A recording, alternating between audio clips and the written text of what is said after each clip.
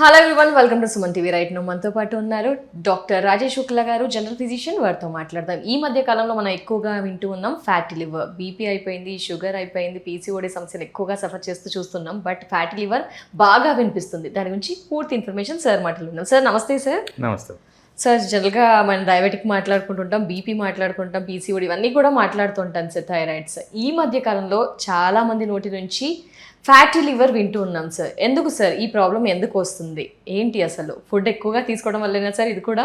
So మీరు అన్నట్టు fatty లివర్తో పాటు మనం ఎప్పుడు డిస్కస్ చేసుకుంటాం, ఊబకాయం పెరుగుతూ ఉంది అని. Yes sir.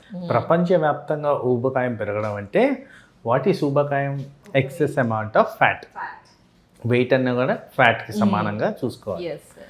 సో అధికంగా ఫ్యాట్ బాడీలో డెవలప్ అవుతున్నప్పుడు యాక్చువల్లీ ఫ్యాట్ మెటబాలిజం అంతా ఎక్కువ శాతం లివర్ ద్వారా జరుగుతూ ఉంటుంది. సో ఆ ఎక్సెస్ అమౌంట్ ఆఫ్ ఫ్యాట్ బాడీలో ఉండేది కాస్త ఫ్యాట్ మీద కూడా డిపాజిట్ అవుతుంది. దాన్నే ఫ్యాటీ లివర్ అంటున్నాం. అయితే ఇది వరకు ఊబకాయం లేనప్పుడు ఆల్కహాల్ ద్వారా వచ్చే ఫ్యాటీ లివర్ డిజీజ్ అనేవాళ్ళం. ఇప్పుడు ఆల్కహాల్ లేకుండానే ఫ్యాటీ లివర్ డిజీజ్ వస్తుంది. దానికి ప్రథమ కారణం ఊబకాయం, దాంట్లో ఇంకా ఇంపార్టెంట్గా డయాబెటీస్. సో డయాబెటీస్కి, కొలెస్ట్రాల్కి, ఫ్యాట్ మెటబాలిజంకి డైరెక్ట్ కనెక్షన్ ఉంది. అధికంగా ఫ్యాట్ ఉన్నప్పుడు దాని కారణంగా ఇన్సులిన్ సెన్సిటివిటీ తగ్గిపోద్ది, దానివల్ల డయాబెటీస్ వస్తుంది. సో ఇదంతా పార్ట్ అండ్ పార్సల్ ఆఫ్ ఒక life style disease, mostly related to excess amount of weight and fat. అంటే డయాబెటిక్ ఉన్న ప్రతి పేషెంట్కి ఫ్యాటీ లివర్ వచ్చే అవకాశం ఉంటుందా సార్? మీరు డయాబెటీస్ అంటున్నారు, వాస్తవానికి ప్రాక్టీస్లో ఆల్మోస్ట్ అందరిలో కూడా గ్రేడ్ 1 ఫ్యాటీ లివర్ అనేది చూస్తూనే ఉన్నాం. అందరిలో గ్రేడ్ 1 ఫ్యాటీ లివర్ కనిపిస్తుంది. అంటే ఏమని? అందరూ అధికంగా బరువు ఉన్నారు. So required amount of weight కన్నా ఎక్కువగా ఉండడం అనేది తరచుగా గమనిస్తున్నాం. దాని కారణంగా గ్రేడ్ 1 ఫ్యాటీ లివర్ అనేది కనిపిస్తుంది. మరి గ్రేడ్ 1 ఫ్యాటీ లివర్ అనేది గ్రేడ్ 2 ప్రోగ్రెస్ అవ్వకుండా, లివర్ ఫంక్షనాలిటీ కోల్పోకుండా ఇలాంటివి గమనించుకోవడం చాలా ఇంపార్టెంట్. ఎందుకంటే ఈ మధ్యకాలంలో మీరు అన్నట్టు డయాబెటీస్ చూసాము, బ్లడ్ ప్రెషర్ చూసాము, హార్ట్ అటాక్ చూసాము, కిడ్నీ ఫెయిల్యూర్ చూసాము. ఇది ఎక్కువ చూస్తున్నాము. లివర్ ఫెయిల్యూర్ ఎక్కువ చూస్తున్నాం. దాని కారణంగా మనకి లివర్ సమస్యలు పెరుగుతూ వస్తున్నాయి. బహుశా మనం తింటున్న అడల్టరేటెడ్ ఫుడ్ కారణంగా, మనం తింటున్న వెస్టర్నైజ్డ్ ఫుడ్ కారణంగా, మనం తింటున్న ప్రాసెస్డ్ ఫుడ్ కారణంగా, మనం తింటున్న అధికంగా ఆయిల్ ఉండే ఫుడ్ కారణంగా ఫ్యాటీ లివర్ డెవలప్ అవుతుందేమో కానీ, బట్ ఇవంతా కూడా బ్రంట్ లివర్ భరిస్తుంది. కాబట్టి లివర్ ఫెయిల్ అవ్వడానికి కూడా మేము ఎక్కువగా గమనిస్తున్నాం. దానికి మూల కారణం వన్ ఆఫ్ ఇట్ ఈస్ ఈ fatty liver. Okay sir, fatty liver గురించి మాట్లాడాలి. లివర్ జాగ్రత్తగా ఉన్నట్టు మొదటగా ఏం చేయాలి సార్? ఫుడ్ అయితే తగ్గించేస్తాము, ఎందుకంటే ఫుడ్ తగ్గించండి దాని ద్వారా అని చెప్తూ ఉంటాం. ఫుడ్ తగ్గిస్తాం, అసలు లివర్ని హెల్తీగా ఉంచాలంటే ఏం చేయాలి? ఫుడ్ తగ్గించడం కన్నా మనము క్యాలరీ మెజర్మెంట్ అనేది గమనించుకోవాలి.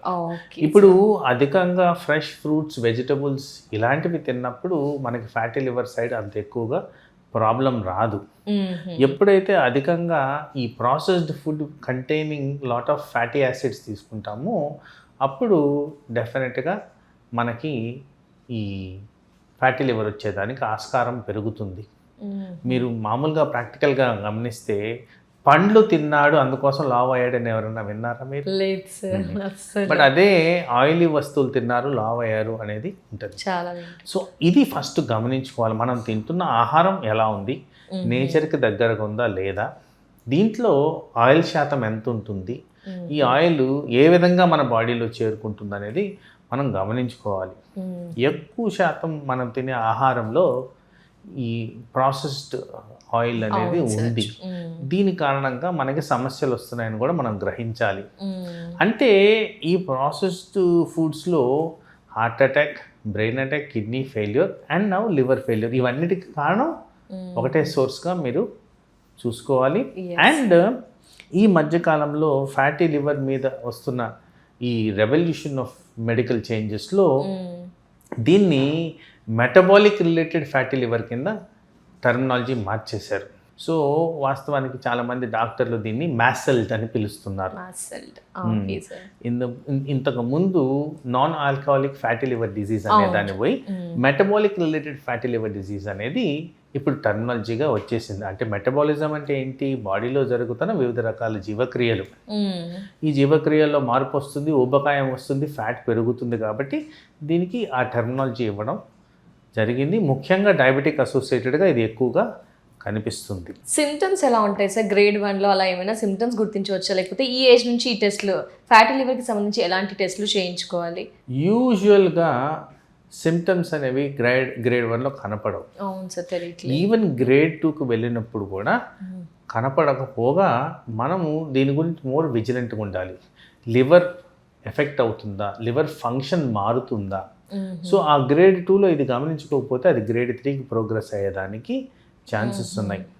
టెస్ట్లు నార్మల్గా ultrasound, abdomen, liver function test, ఈ రెండు జనరల్గా చేస్తాము. ఇవి చేసిన తర్వాత ఒకవేళ ఈ ఫ్యాటీ లివర్ అధికంగా ప్రోగ్రెస్ అవుతుందని గమనిస్తే ఎలాస్టోఫైబ్రో స్కాన్, అంటే ఈ ఫ్యాటీ లివర్ ప్రోగ్రెషన్లో ఇది ఫ్యాటీ లివర్ నుంచి తర్వాత ఫైబ్రోటిక్ లివర్ డిసీజ్ కింద కన్వర్ట్ అయిపోతుంది. ఫైబ్రోసిస్ అంటే డెడ్ టిష్యూ ఆఫ్ లివర్. ఆ డెడ్ టిష్యూ లివర్ రాకుండా ఉండడానికి ఈ ఫైబ్రో స్కాన్ అనేది చేస్తాం. ఈ ఫైబ్రో స్కాన్లో ఎంత ఫైబ్రోసిస్ ఎఫెక్ట్ అయ్యింది లివర్ని, ఎంత లివర్ మారిపోయి ఉంది, ఇలాంటి స్టేజెస్ మేము గమనిస్తూ ఉంటాం. సో అలా ఆ స్టేజెస్కి వెళ్ళకుండా విజిలెంట్గా ఉండడం అనేది ముఖ్యం. One of the beautiful thing ఏంటంటే లివర్ అనేది రీజనరేట్ అయ్యేదానికి స్కోప్ ఎక్కువ ఉంది.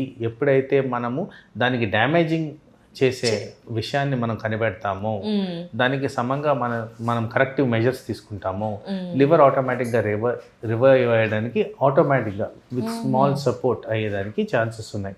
సో ఆ స్టేజ్ కనుక్కోవడం అనేది చాలా ముఖ్యం. దాని గురించి విజిలెంట్గా ఉండడం ముఖ్యం. ఇంకోటి దాన్ని యాక్సెప్ట్ చేయడం కూడా ముఖ్యం. సో స్టార్టింగ్ స్టేజ్లో ఏం సిమ్టమ్స్ ఉండవని చెప్పారు, టెస్ట్లు అని చెప్పారు. ఏంటి సార్ ట్రీట్మెంట్స్ విధి విధానాలు ఎలా ఉన్నాయి అంటారు? గ్రేడ్ 1 వస్తే ఏంటి, 2 అయితే ఏంటి? జనరల్గా ఫంక్షనాలిటీ కోల్పోయేటప్పుడే మేము ట్రీట్మెంట్స్ అనేవి ఇస్తాం.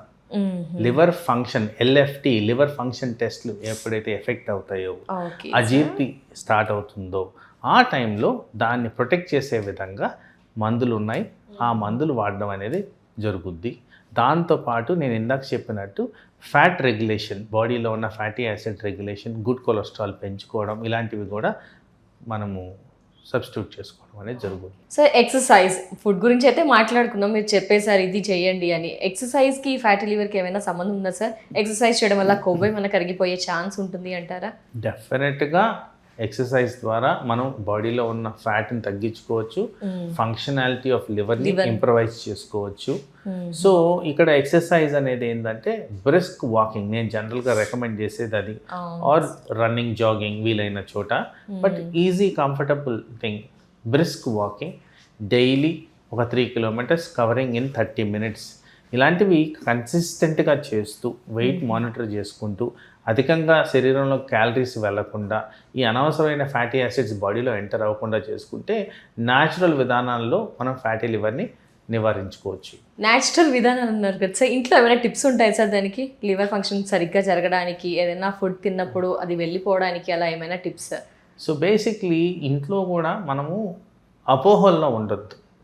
ఇప్పుడు ఫ్యాటీ లివర్ ఉంది, హై కొలెస్ట్రాల్ వల్ల వస్తుంది, గీ మంచిదని తింటారు.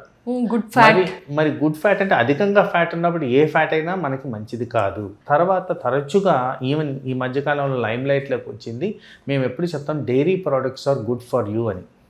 సో డైరీ ప్రోడక్ట్స్లో వెన్న, చీజు, బటరు, పన్నీర్ ఇవన్నీ ఉన్నాయి. మరి ఇవి అడల్ట్రేషన్ గురవుతున్నాయని కూడా మనకు వెలుగులోకి వచ్చిన వార్తలు. మరి అడల్ట్రేషన్ అలాంటివి ఉన్నప్పుడు అది లివర్ని ఎఫెక్ట్ చేస్తుంది. సో ఇది తప్పనిసరిగా గమనించుకోవాల్సిన అవసరం ఉంది. What about protein sir? ప్రోటీన్కి లివర్కి ఏమైనా సంబంధం ఉందా సార్? అంటే ఏమైనా క్యాలరీసే కదా, మీరు అధికంగా క్యాలరీస్ ఉన్నప్పుడు క్యాలరీస్ని నివారించే విధంగా మనం చేసుకోవాలి. సో జనరల్గా లివర్ మీద స్ట్రెయిన్ పడకుండా ఉండాలంటే కార్బోహైడ్రేట్స్, సింపుల్ కాంప్లెక్స్ కార్బోహైడ్రేట్స్ని తీసుకుంటే, అందుకోసం అన్నాను నేను వెజిటబుల్స్, ఫ్రూట్స్ ఇలాంటివి చాలా ఫ్రెండ్లీగా మనకి లివర్ని హాని కాకుండా చేసే విధంగా పనిచేస్తాయి. Definitely. Thank you so much sir. నమస్తే. నమస్తే.